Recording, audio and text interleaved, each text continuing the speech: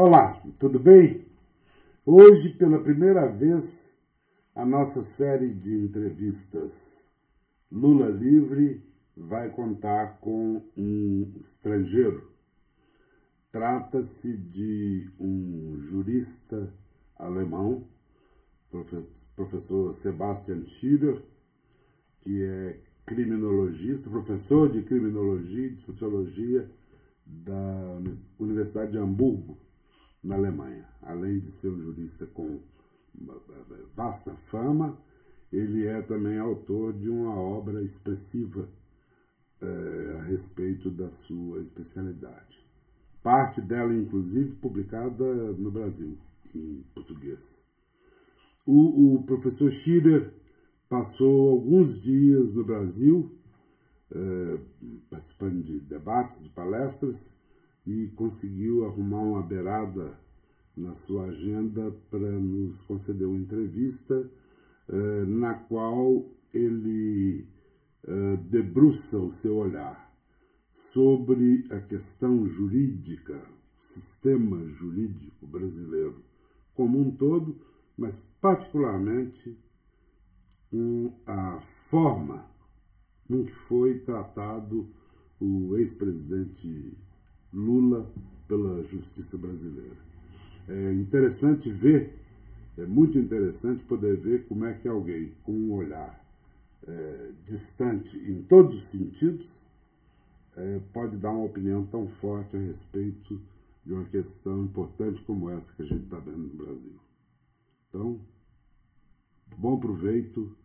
Espero que vocês gostem da entrevista do professor Sebastian Scheerer. Well, in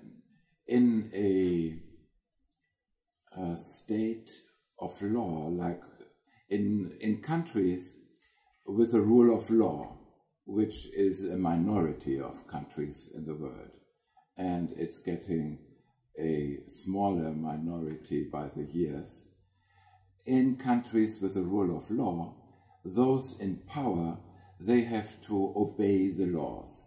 And it's a progress in history that the powerful cannot escape justice.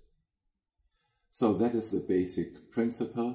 And in that sense, I was glad to hear that in Brazil, corrupt politicians, they cannot go on with their daily businesses without being caught one day and brought to trial.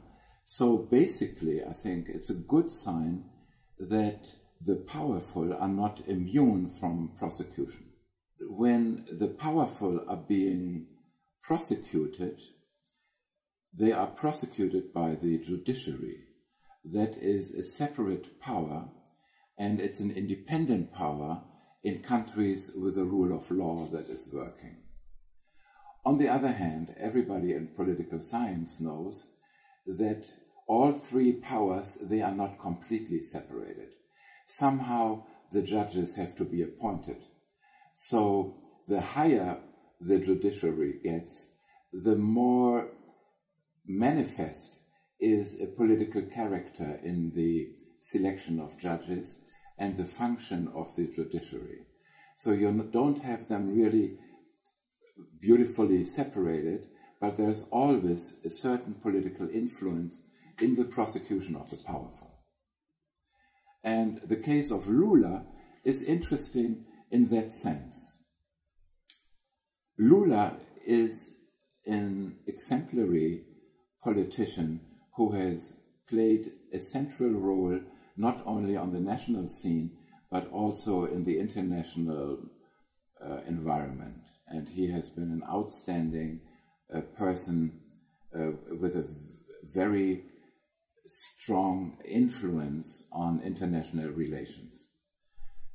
He also has been the protagonist of the Workers' Party in Brazil, which has had a historical role in overcoming all the problems before the rule of law was reintroduced.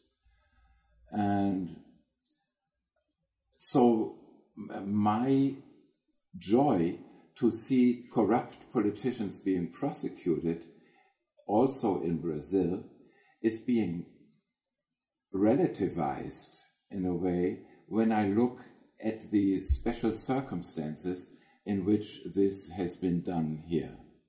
The special circumstances were that while normally it can take years or even decades to become sentenced and to really go to prison, in the case of Lula, there was a suspect swiftness in reaching a verdict and getting him behind bars.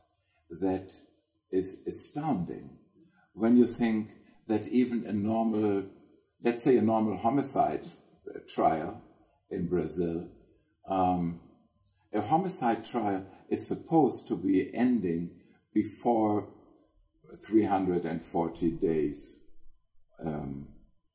And in reality, it takes 8.5 years for a normal homicide trial to come to an end. On average, it can take much longer. It can take 20 years. This, of course, was not a homicide trial.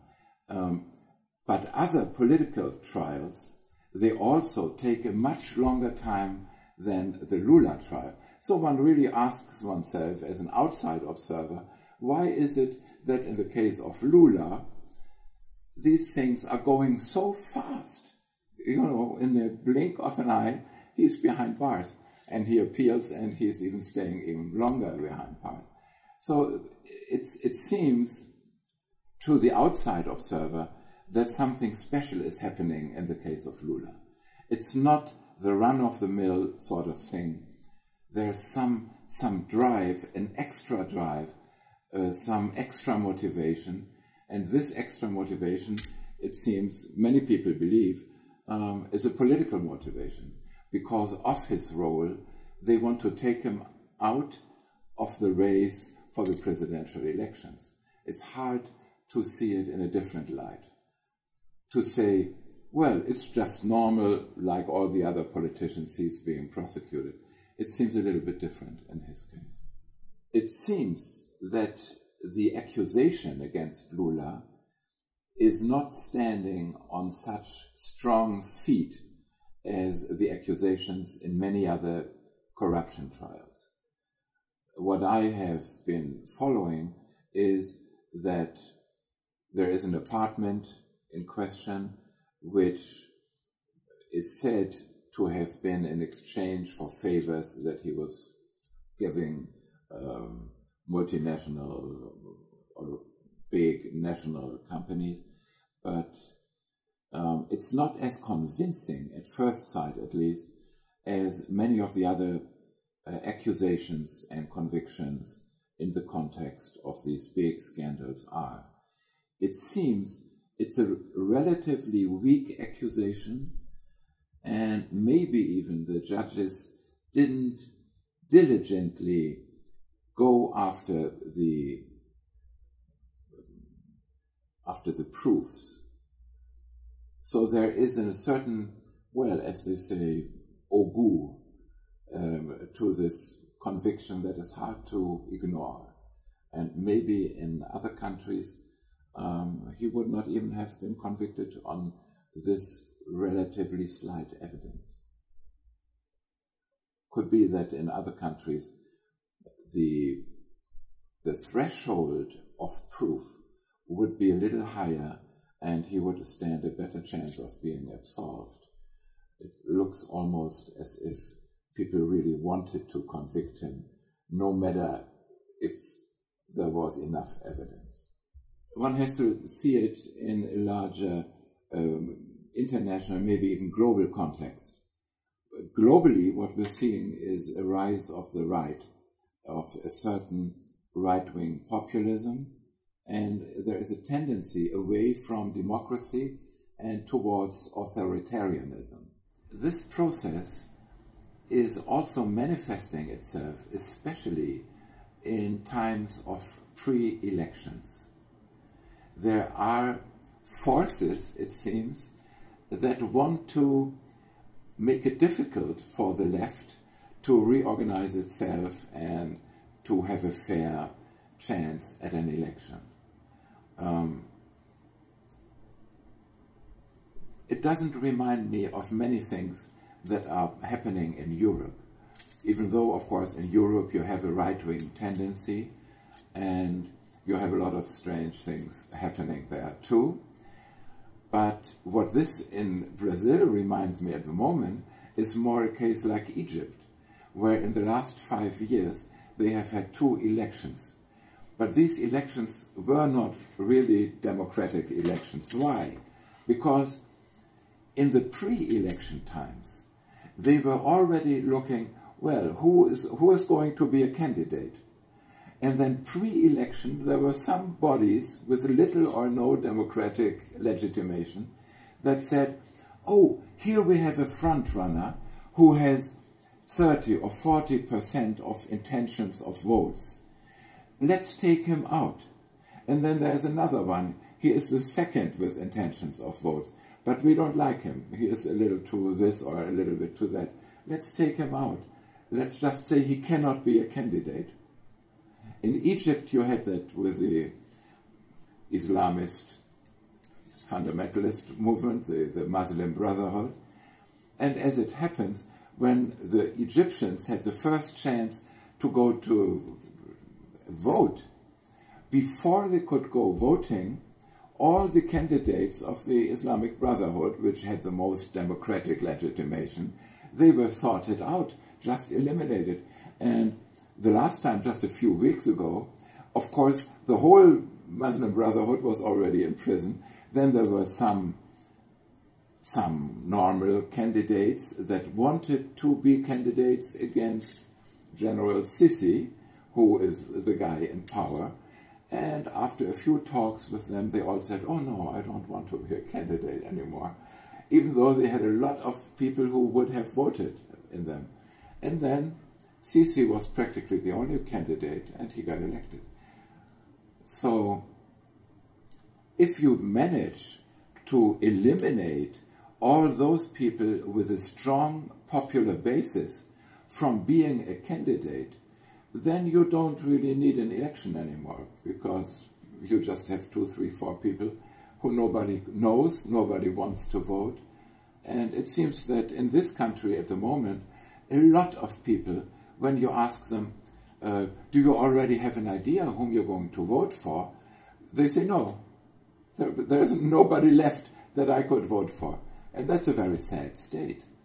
And from a perspective of theory of democracy, this is almost a catastrophe.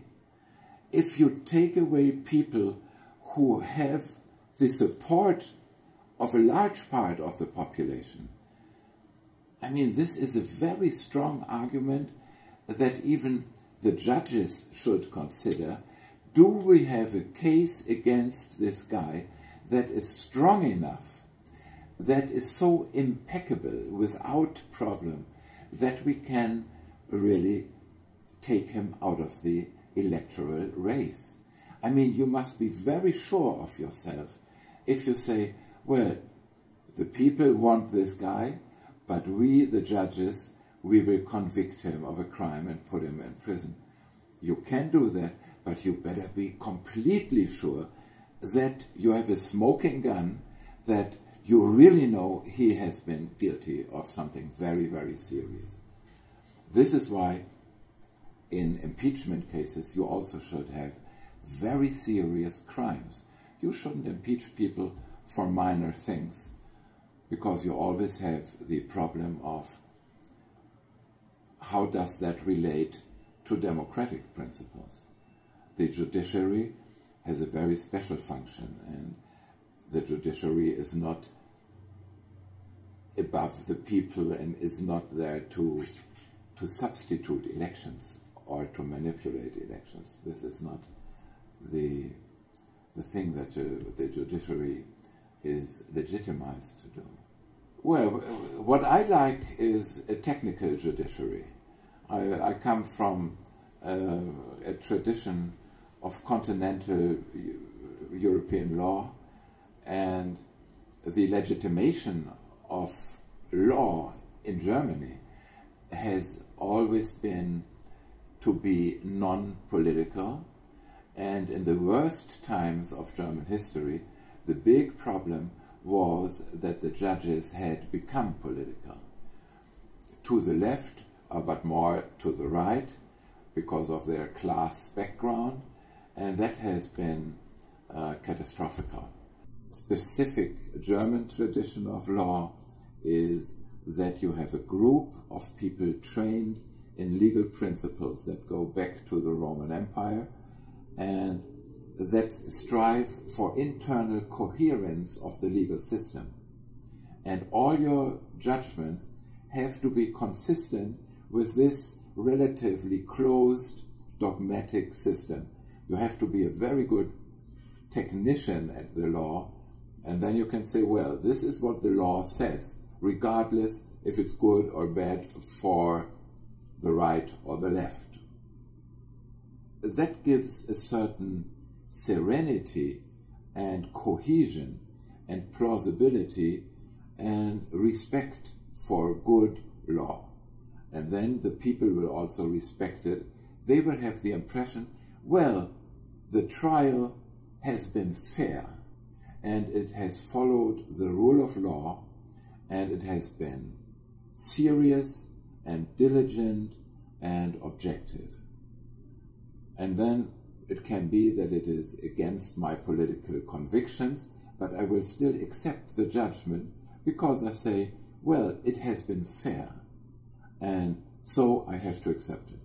And this impression of fairness, of course, will not be there when you have judges who are evidently not as good in dogmatics as they are in politics.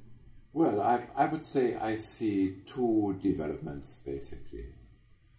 One development is that the state monopoly of violence, which is, according to Max Weber, is the core of the concept of the state.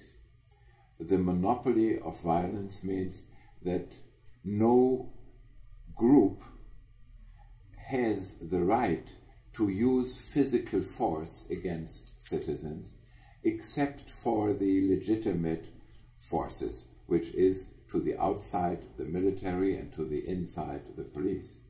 Now, in Brazil, you have a situation where the monopoly of physical violence has not been established, and it is being challenged by different groups.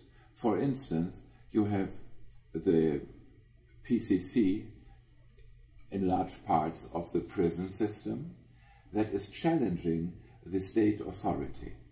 And you have militias which are also challenging the state authority. And you have special police forces like BOPE that are acting to a certain extent outside of the law when they kill people without fair trial.